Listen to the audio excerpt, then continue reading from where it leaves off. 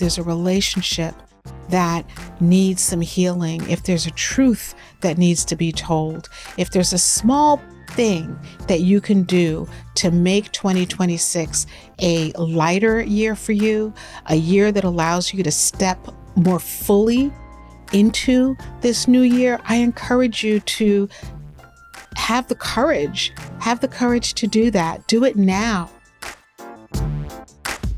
Welcome to the Shaping Freedom podcast, where we dive into conversations that inspire personal growth, transformation, and clarity in challenging times. I'm your host, Lisane Basquiat. Hi there. Welcome to the Shaping Freedom podcast. This is Lisane Basquiat, your host. And I'm really excited about this particular episode because this is the year-end wrap-up. I know, right? And so first of all, I can't believe that we're already almost at the end of 2025. What a year. What a fast year. What a fast year. What a chaotic year in a lot of ways. And what I think a historical year in many, many regards. Yeah, absolutely. Right? And so Billy Johnson and you all know Billy because we talk about him all the time. Billy, I appreciate the shout outs. You always give me a shout out in there. I appreciate it. I have to.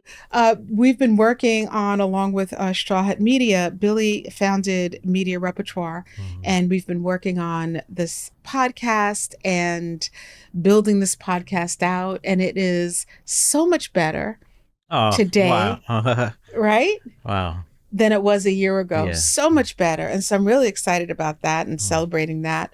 And what we are going to talk about today is really just kind of the wrap up to the year. There are some episodes that got recorded this year that I think are really important and worth a mention. Absolutely. Yeah. And some topics that we covered that I think we really want to dive a little bit deeper into. And, we'll just see. This episode is a bit of a kind of a loungy walk through the year. Yes. And so there's not a straightforward approach. We did get a list of what were some of the top viewed episodes, but then also there were some ones that had some really key messages that we thought, okay, we should get there in there.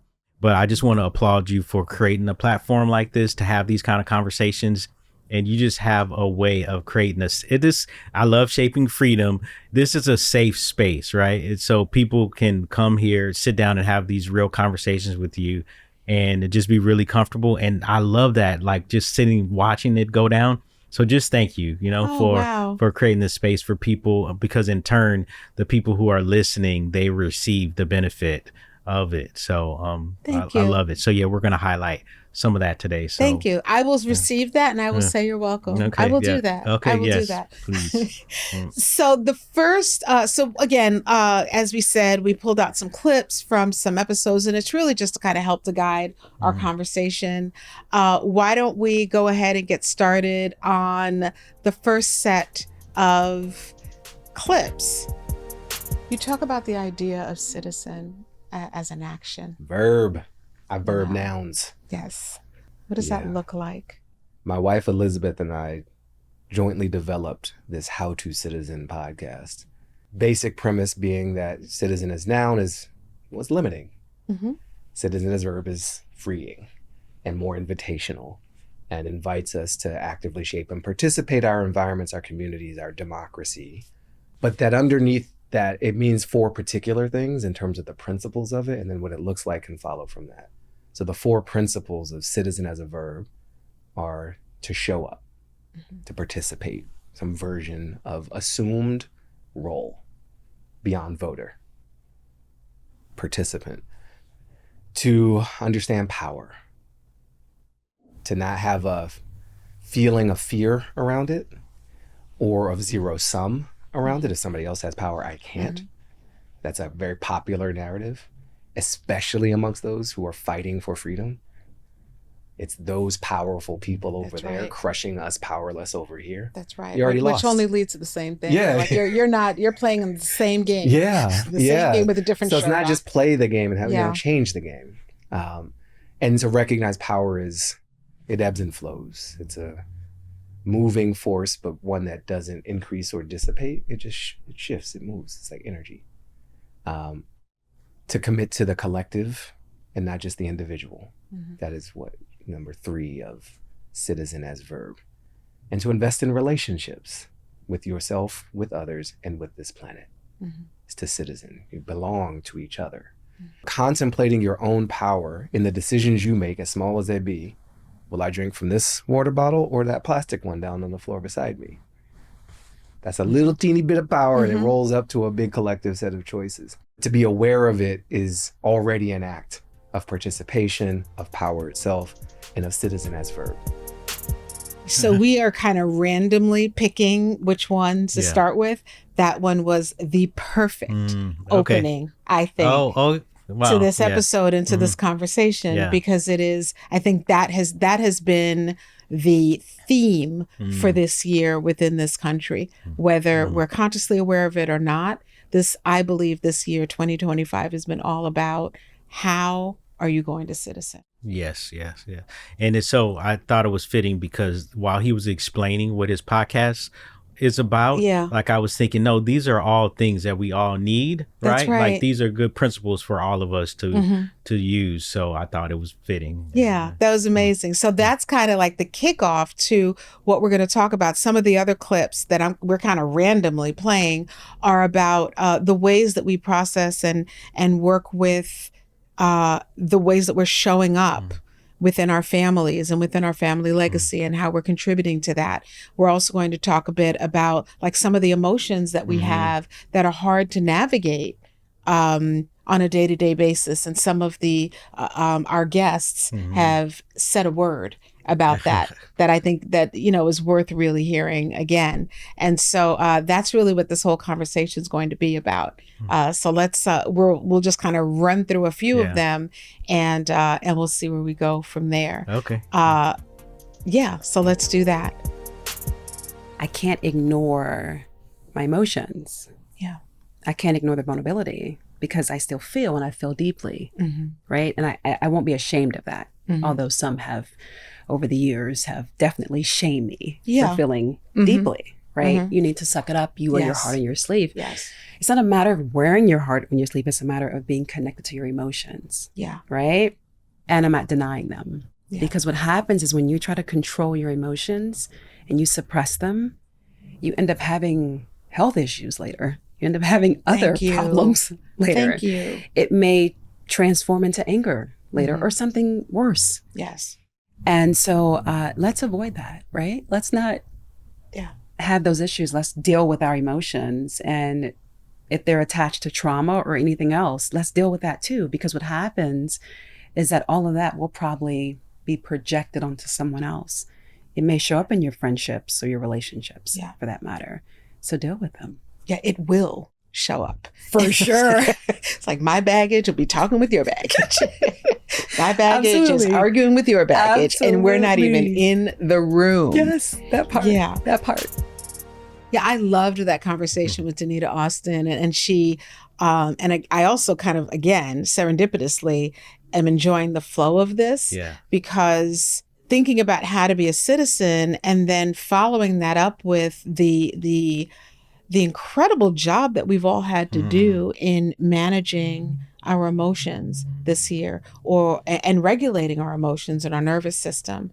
And so I think it's important for us to remember that no matter what we have learned, no matter how we were programmed, crop dusting your family with your emotional and mental nonsense is not okay.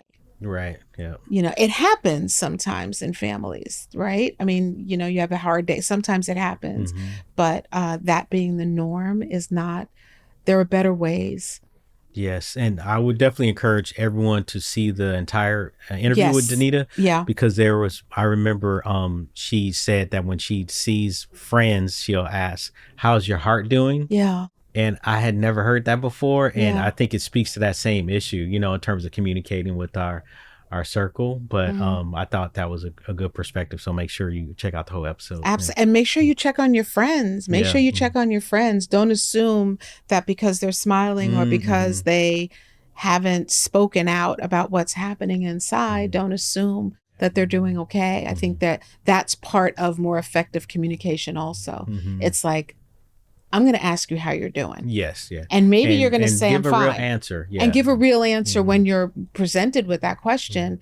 Answer it honestly. And it doesn't mean you have to like fall apart in that moment, but answer honestly, because you're speaking to that person as much as you're speaking to yourself. Yes, yep. Yeah. So let's go through the emotion ones since we're already here. How does one know that they're on a track that's probably not the best one for them? Like, how do you know that you're on your way to burning out? So there's a few things that when patients first come in to see me, I assess initially. And immediately I assess their self-care. This is going to be a huge signal of how are you doing with taking care of yourself on the way to achieving your goals, right? And I want to be clear, when I talk about self-care, I don't mean that they need to take 2-hour-long bubble baths or go on shopping sprees or week-long, meditation retreats. Those are great. But what we're talking about is just on a regular basis, are you taking care of yourself, right? So I came up with this acronym. I like to make things really memorable, easy to use. So there's this acronym I use, SELF. It's the 4 science-based self-care fundamentals. That these are what we're watching for. Okay, this is what I assess literally in patients immediately when they come in. How are they doing with these 4 science-based self-care fundamentals? Because if these are off, that's definitely a sign they're on a fast track to burnout. So I can go over those with you if you want. So there's self-care. And then also I listen to their self-talk. I listen to how they're thinking about themselves, other people in the world. And then I also check in with how they feel, right? How are they feeling on a day-to-day basis? Are they feeling drained? Are they feeling depleted? Are they feeling anxious and worried? How are they feeling? Are they living where they're just feeling overwhelmed all the time, right? So I'm looking at behaviors, thoughts, and feelings. And what we know from science and cognitive behavioral therapy is the approach I use for treatment. It's empirically supported treatment for anxiety and depression. We use a little triangle: thoughts, feelings, and behaviors. All 3 directly impact each other. Okay, I thought we were going to get the acronym, but here's what you do. You listen to or watch the episode so that you can actually get what the acronym is. Yes. But it leads me to a question for you, Billy. Yeah. What do you plan to do in 2026 to take better care of yourself?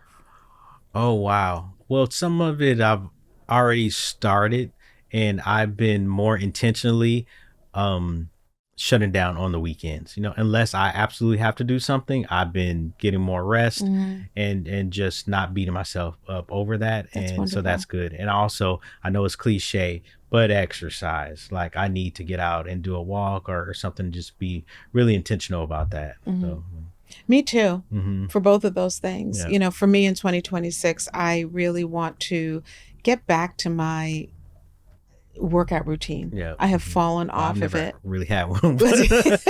I have fallen so far off of it. And so in 2026, I'm really looking forward to paying more attention to that. Yeah. And not, not being too hard on myself or expecting that I'm going to get up at 4:00 in the morning every day and work out. That is not happening. Yeah. But really just paying attention to that and opening up that conversation with the physical side of myself and finding ways to make sure that I am setting myself up for success and all these incredible things that I want to accomplish in 2026. Dragging myself around doing that doesn't feel good. Yeah. Okay. Yeah. But I'm definitely looking forward to it, and I'm ready for this year, to wind out. Come to completion 2025. Yeah. It was a good year.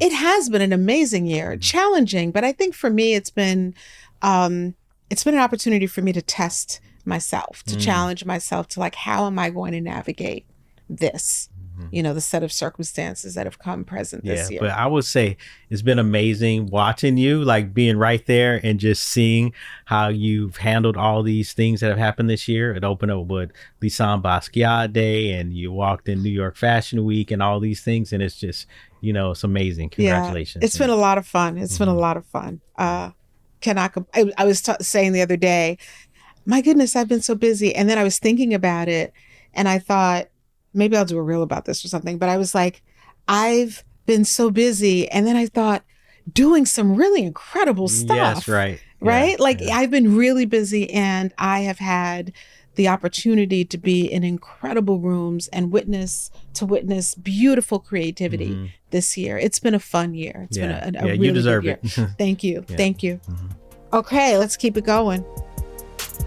I'm not going to let the world have all of me. Like, there are parts of me that I will reserve. You know, I will be like, no, it's 5 o'clock. I'm done. You know, here's the baton. You take it. You know what I'm saying? Like, y'all got it. It's not just me. I need to have something in the tank when I get home, you know? Because like, we can't, if my home ain't right, like, how can what can I do? You know, if my home ain't right, you know? Yeah. Yeah. And because so many of the issues that we talk about later on, I know that so many of the issues that I wound up having to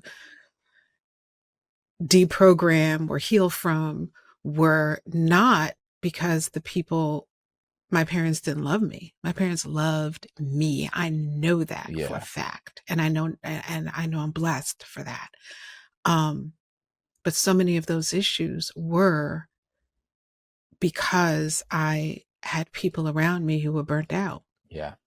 Who were tired, who were scared, who were exhausted, who were trying to navigate this crazy ass country, the culture of this crazy country. And then we experience those things, and then we pass them on to our children. Yeah. What I love about that is what Prop said, propaganda is to have something in the tank to bring home. Right. Yeah. Very often we deplete and then go home and try to be home in a state of depletion. And our families don't want that. Right.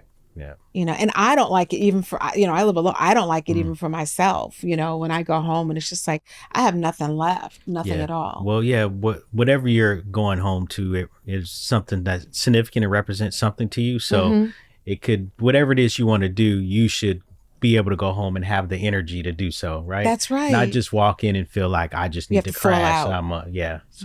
And it was good to see him say it, because sometimes, you know, he's a younger person, and you don't always necessarily have an appreciation for that, you know, until you get older and tired. The belly.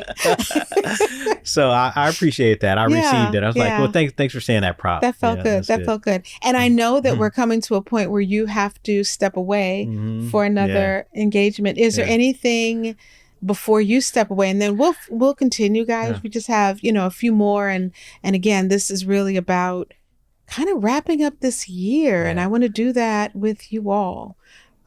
Billy, what do you have to share about this year? Like, what was your biggest learning? Or well, in the context of this, the Shaping Freedom work, just going through these clips and looking at them, I was just really proud of these conversations, right? I feel like, you know, as much as I feel like I'm eavesdropping on a conversation, it's a great, relatable, digestible way to share such rich information. And I just thought that was phenomenal. And I was just really reminded of that going through all the episodes, that it's informative, yet comfortable and relaxed, but you just get so much great information. You just really have a gift in terms of how you approach these conversations, get people to open up with you. So that's my big takeaway. I've learned so much just but my proximity to Shaping Freedom. Thank you for sharing that. I think that one of the things that I'm enjoying so much is that we have developed and built such a library, a resource library for people who are ready to, or maybe not so sure that they're ready, but those who have an interest in stepping forward into how they can create their life experience. And I feel personally very proud of having cultivated conversations that are shareable to people. You know, where if you want to think about boundaries and how they're showing up in your life or not, you can come to the Shaping Freedom podcast and we've talked about it. If you want to talk about, you know, childhood trauma and the impact that that's had on the way that you're parenting today, we have discussed that. We've discussed sleep. We've talked about all kinds of things, even things down to like drinking more water. And so that I feel very, very, very proud of, that this is, each episode builds upon this growing resource for people, and also this ongoing profound conversation that all of our guests have contributed to. Yeah. You know, so that I think is the best part of all this for me. Yeah. Well, congratulations, Lisane. Thank you. All right, Thank you. Thanks for having me. Let me You're be a part. welcome. You're welcome. Okay, thanks. All right, Billy. Well, thank you so much. And then for all of you, when we come back, we'll continue diving through this, and then I'll have a couple of words at the end that I hope you can take into your wrap up and completion of the year, and also the way that you start looking at how to open 2026.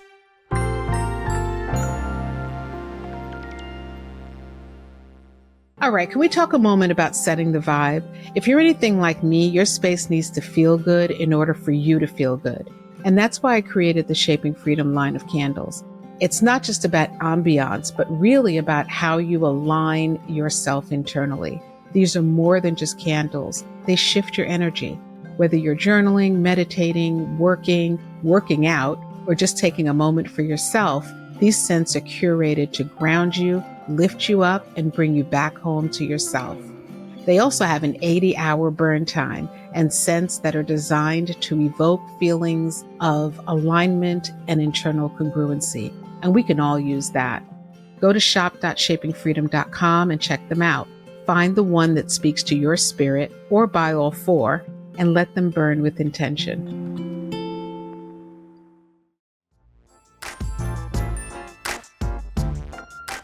What you want to do in whatever arena is seek out failure, or you'll never start.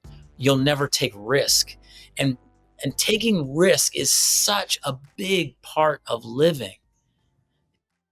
I've been thinking about this, to be really completely honest. I've been thinking about this from my relationship life. I've never, at this point, taken the risk yet to get married. Is it a fear? Yeah. Or is it not having the right person, partner, this, and then, how have I not met her? Or have I met her 30 times? You know what I'm saying? And I didn't do it, right? And so, that's an area where I really have to analyze, have I been willing to let myself fail in that area? And it seems to me the answer is no. So therefore, I need to do that. That's an interesting, because when you said you were seeking out failure, I was like, well, what is he going to say next? That's interesting. But it's being willing to take that risk, being willing to do things that you've not yet mastered, so that you can have your next situation. You can start at from a further place. But if you're never willing to take that step, then you don't know whether or not you are able to win a seat on the Senate. You don't know, right? But you've done it. And if you were to choose to do something, the same thing or something different, you've learned so much that you can now bring into that next experience. And you are knocking these things out, like Hill Harper, actor, author, Black Wall Street, father, now you're going to figure out the marriage thing, I guess. You started a museum. I mean, all of these different things. I think that what you model is just this willingness to live. I love that. Let's keep it going. What else do we have? What wisdom would you want families who are facing loss to take away from your journey? I would say find ways to celebrate your loved one.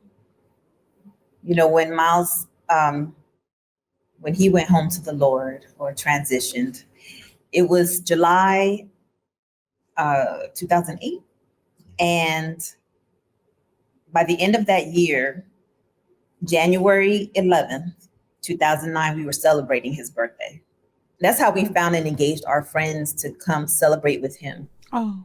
It actually helped people who had lost their grandmother or their mom or their dad or whoever it was that they may have loved in their life.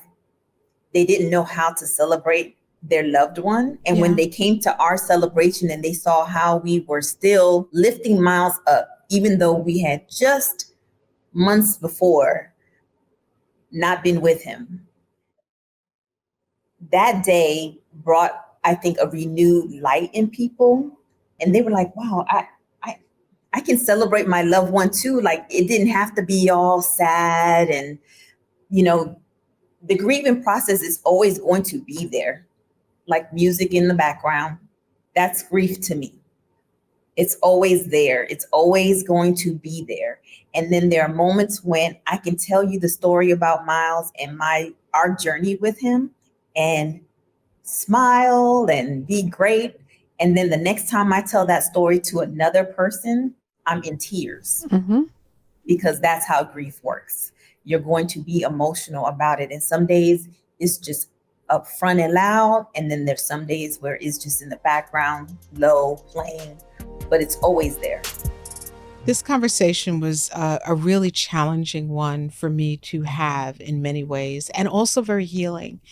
And the challenge in it is the fact that my father, brother, and mother have passed away.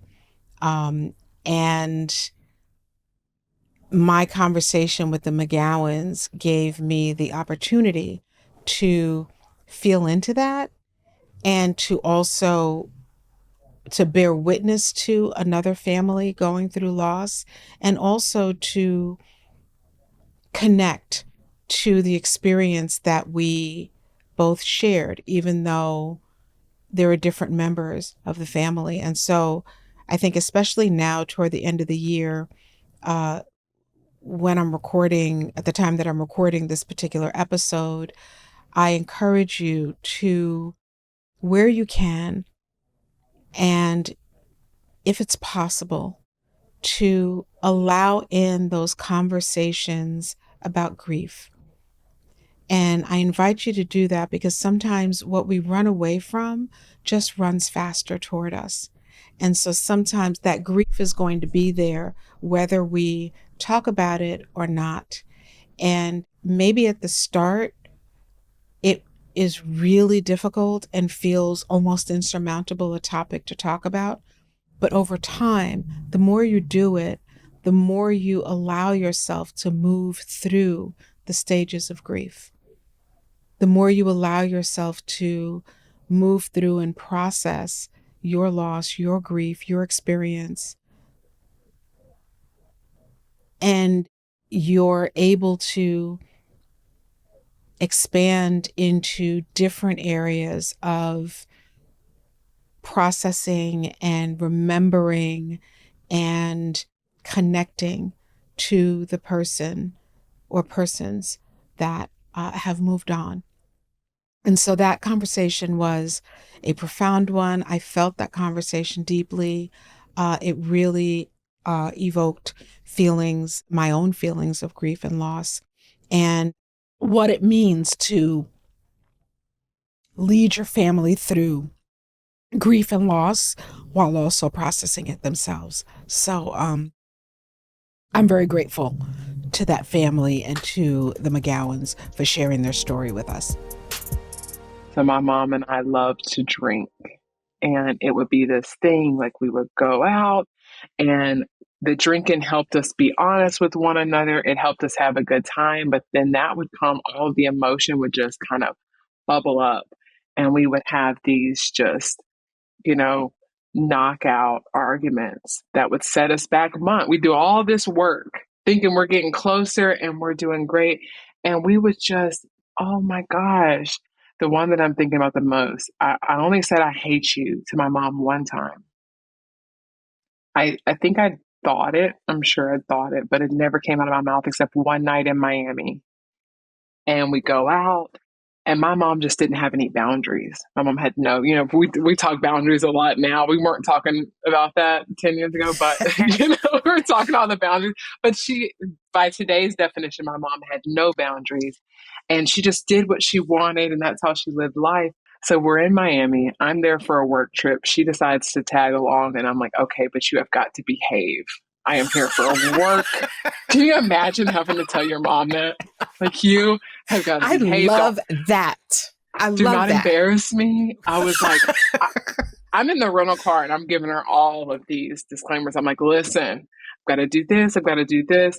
And I could see it in her face. She was there for a good time. And I She said, was oh like, no, listen, you can say what you want, but we are in for trouble. And we go out one night. I've got a big presentation the next day. And I'm like, Mom, we can't stay out long. And she's like, yeah, anyway. So we go out and we're drinking. And it's South Beach, Miami, and it is fun and the energy's high. And we run into two of my coworkers. And I'm like, oh no. And I see it in her eyes. I'm like, oh no. She thinks he's cute and he's young. My mom, like, young men. She didn't care how old you were. We go to the bar. Long story short, I turn around at one point during the night and they are making out. He is my age. And I am pissed. I am like, it is time to go. Check, please. I get her in that taxi and she's drunk and we're passing another street going back to the hotel. And she's like, oh, you want to have one more drink before we go back? And I was like, so I let her believe I'm going. She gets out of the car and she's like, come on, Lace, we're going to have one. And I told her right there, I said, I hate you. And that moment, oh my gosh. There's something about that changed for us where we were able to have real conversations after that, because I'm a very passive person. But when that came out that night, after that, we were able to really face like, I don't like a lot of things about you and I want to talk to you about them and they make me sad and they affect my life. And so that was a pivot. That was a turning point for my mom and I that I think was good and bad. On the topic of boundaries, and specifically as they relate to parents, I myself have had a few boundaries, conversations, or episodes with my own parents in establishing, a level of respect and understanding and all of that. But what I really appreciate about this moment in Lacey's sharing of her story is what can happen when you make the decision to actually tell the truth. When you make the decision to tell a person the truth about the way that you are experiencing them. And it doesn't necessarily mean that the person is going to hear that and go and agree with you or change anything. But there's something that happens within us when we're willing to let go of the emotional constipation that's required when you keep things inside, don't share them, and walk around acting as if everything is okay when it actually is not. So you have to listen to the episode to hear more about what happened within Lacey's relationship with her mother and with their relationship. And as you're doing that, I encourage you to also think about what could change in your life in any relationship that you're in if you were to speak the truth into the space between you and that person or you and that situation.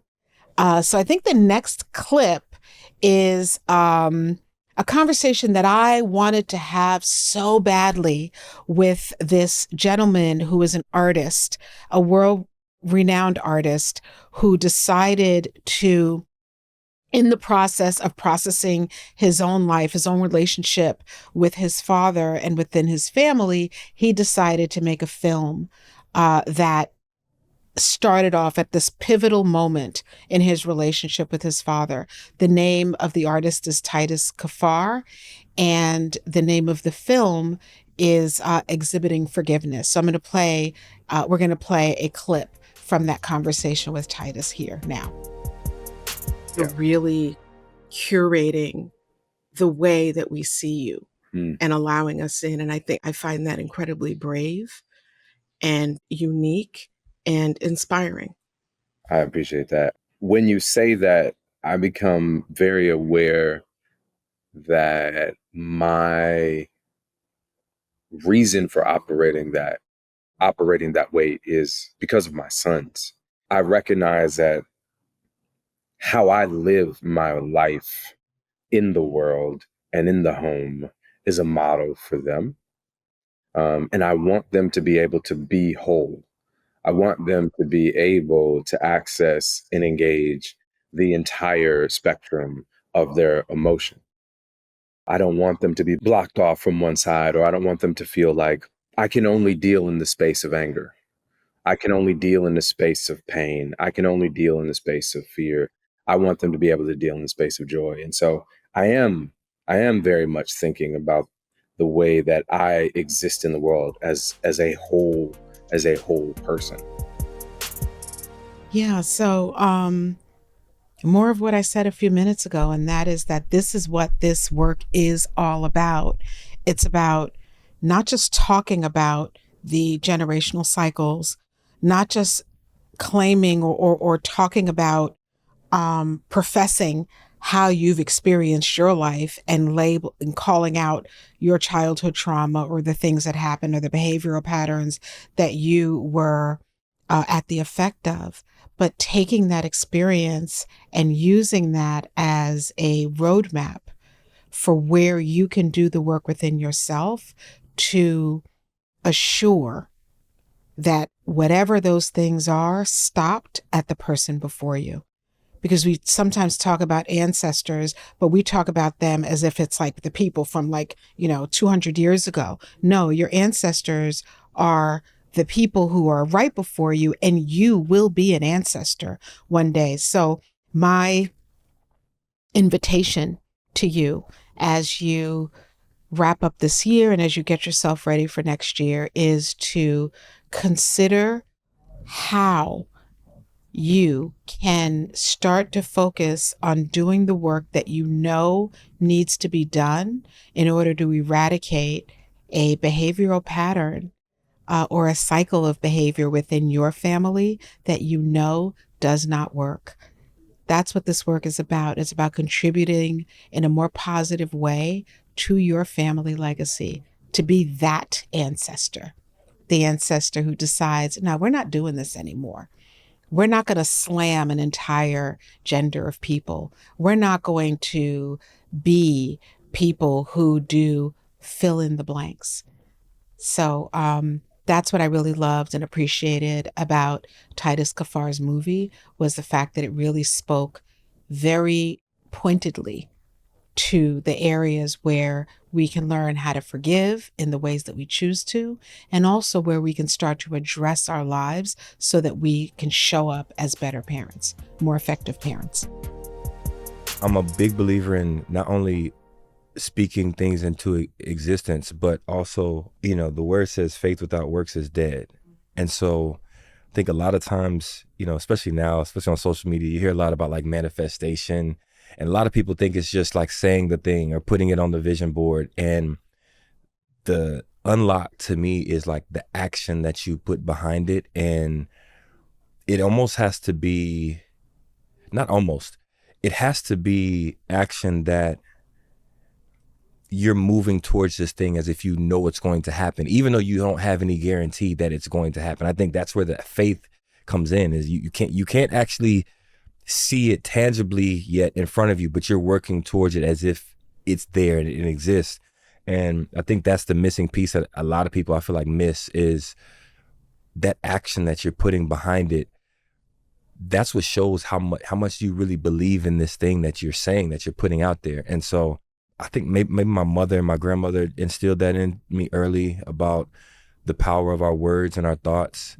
And you put these things in the universe, and if you actually follow it up with the action, it's like the creator and the universe conspires to like place you in the different positions and places for that thing to happen. I have such incredible respect and admiration for Lanny Smith and Bianca Winslow and the work that they are doing through their athletic leisure wear line, Actively Black. I had the incredible joy and privilege of walking the runway for Actively Black during New York Fashion Week this year, back in September. And I walked it with my children and with my granddaughter. And the thing that I admire most about this brand is, first of all, how diligently they are working and how much they are transparently putting a stake in the ground for what it is that they believe in, and doing it with integrity, with vulnerability, with candid sharing, and with a real drive for excellence and for finding ways to better contribute to the culture and to the community. And so I cannot say enough about Actively Black as a brand.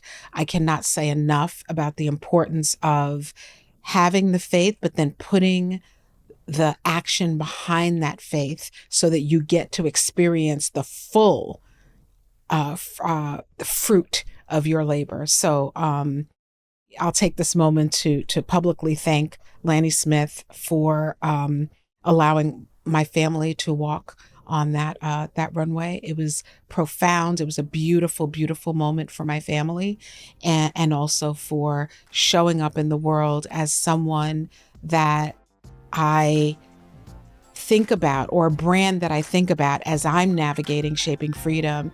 And, on those days when I feel tired, or I feel like, my goodness, is anybody listening? I think about Lanny. Actively Black is one of the brands that I think about that really helped me to continue to move forward.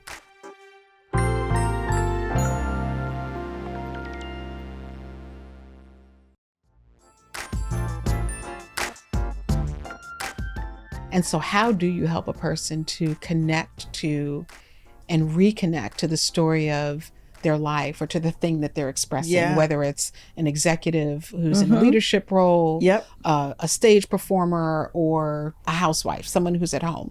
It's the research, that I do on them and studying first. The second thing is disarming people quickly, because oftentimes if a company sends me into an executive, or if a label sends me into an artist, the immediate thought is that something is wrong. And I'm always of the mindset, if I'm in the room, they have already invested. If you're in the room, everything is great. Everything is great. This is about leveling up. Yes, because you're already benching 350. Right. That's I'm just trying to take you to 700. That's right. And I often say that I don't give you anything that you don't already possess. Mm-hmm. My job is to irritate, agitate areas of dormant potential, potential you've abandoned, or gifts you didn't know you had. Mm-hmm. And so part of my process is reconnecting you to your wins already. Yeah. Let's just think of everything that you've already done. Yeah. And so now we lift off from this point. And my job is to connect you, help you re-champion your story. So there are no holes in it. Like the areas of unresolved, feelings, like let's resolve them so you can take your power back. Yeah. Right? Because by the time we see the external expression, we're just watching a reflection of your internal narrative. That's right. Yeah. So I said this about Lanny, and I have to say the same thing about KJ Rose. And actually, as I was thinking about it while I was watching the replay of this clip, I feel this way about every single one of the people that I interviewed this year, and in particular, the people that we're showcasing right now. And that is like, what an amazing group of people to help to inspire confidence, a new way of looking at things, to remind us to not allow our potential to lay dormant, to bring it up and bring it out, because that is why we are here. We are here to share who we are and what our potential is with the world. And so that conversation with KJ Rose was incredibly inspiring. And I encourage you to go listen to that one too. And I'm going to say that about every single episode. All right, let's see what else we have here. I tell people that it's important who you bring around you. Who do you have in your life? And then you need to find out what everybody's goals are in life. Managers sometimes can be opportunists. Mm-hmm. Publicists can sometimes be bigger opportunists. Mm-hmm. And then you go down the line, business manager. What is your qualifications to be my manager? How are you going to get me to the next level of life? What's your contacts like? Do you drink liquor? Do you do drugs? And I'm that bold to ask you. Because if you're out 5 days a week, when you going to do something for me? Oh, I'm out mingling and shaking hands. No, there's work to get done. And you'll find these managers getting higher than the sky and they want to go and conduct a meeting. On your behalf. On your behalf, which means, because everything is going to circle back to you. Exactly. I enjoyed that conversation with Angelo Ellerby so much. I got so many comments about it, both on the internet and outside of it. And Angelo Ellerby felt like a cousin. He really did. And it was just such a beauty. He actually reminds me of one of my cousins, my cousin Ruben, very much. And it was just an amazing conversation about how you show up and about the intentionality with which you can bring to your career and to anything that you're doing. So that was an amazing conversation. Another one, it was one of the top ones for 2025. People loved it. And if you have not had the opportunity to watch that one or see or listen to it, please go ahead and do that. At my lowest point, I found myself saying, I can't stay here.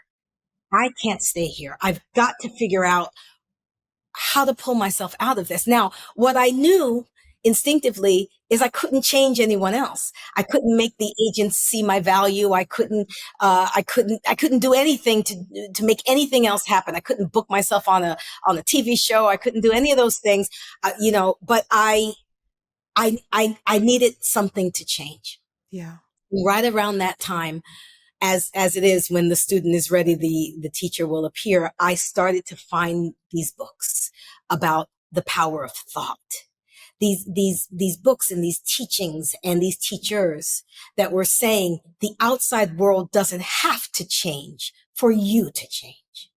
And for you, your outer world and your inner world are two separate spaces. And we are so many of us are so believing that if the outer world is a certain way, your inner world must be that way. But what I learned in that time was that there's a space between what happens to us and what we feel about what happens to us. And in that space live our thoughts. And our thoughts are actually what is determining our feelings, not the circumstances. We think it's the circumstances, but it's our thoughts. Say that again for the people in the back. People in the back. Who are adamantly running up the hill with the torch. Yes. Our thoughts determine our feelings. And that is so true.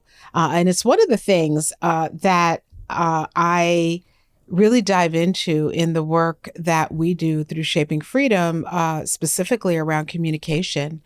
And that is understanding the role that we play in communication, understanding the role that we play in the outcomes that we have, and how important it is or how much more effective it is for us to pay attention to ourselves first. Very often we're pointing at other people. Like, if this person would just act right, my life will get better. That's not the way it goes. And even if you get that to happen, it's a temporary thing, because you will not have that sustainable control over that other person's life. What changes your circumstances is the work that you do within yourself. And when you change, everything around you changes. And I'm saying that not just as a theory, I'm saying it because I've lived it. I'm saying it because I've taught it.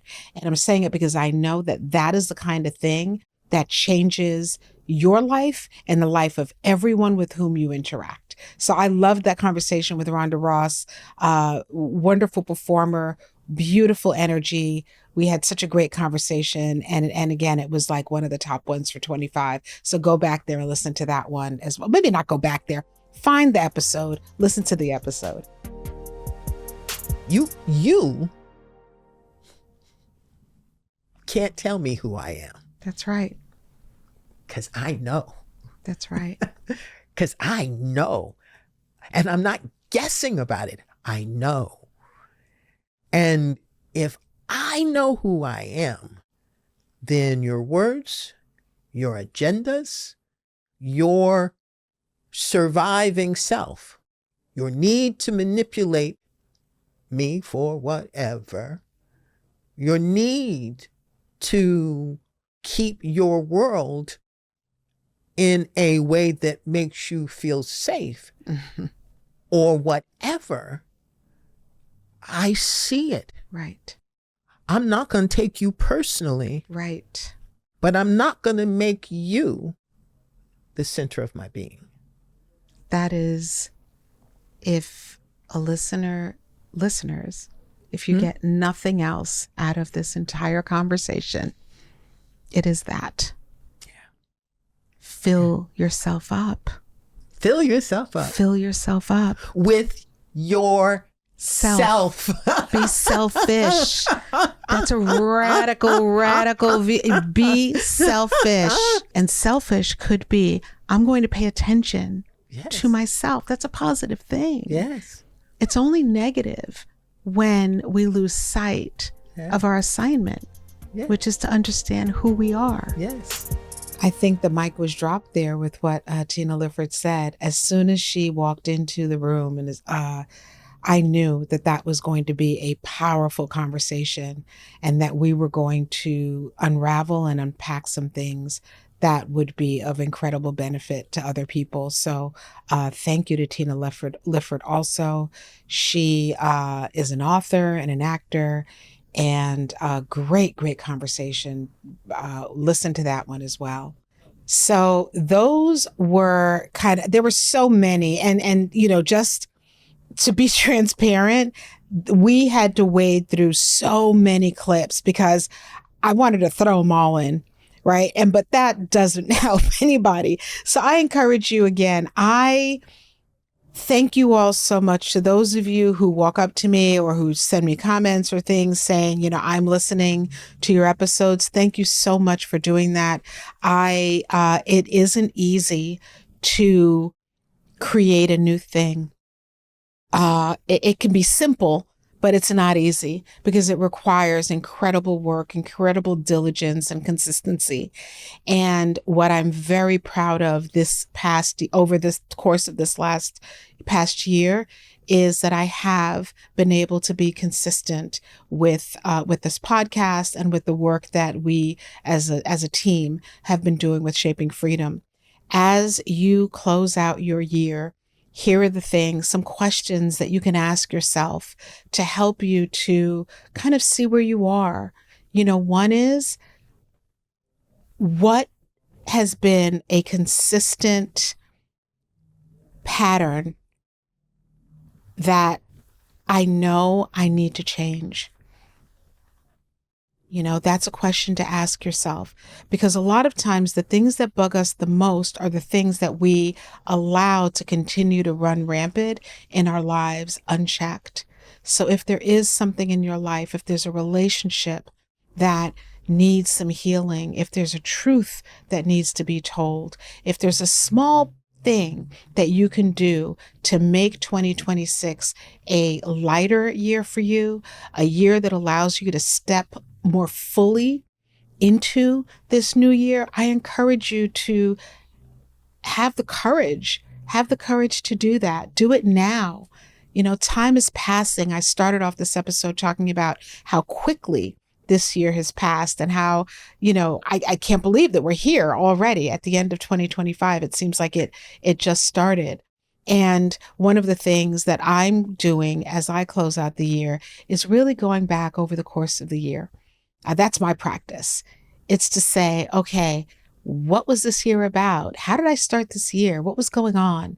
And what's going on today? And what happened in the middle of that? Where did I want to be? And what happened in the middle of that? And I'm doing that not to look for holes in my armor or to look for problems, but in many ways, it is to remind myself that I showed up and did the best I could every single day, and that I assessed how I did and what that best was based on where I was.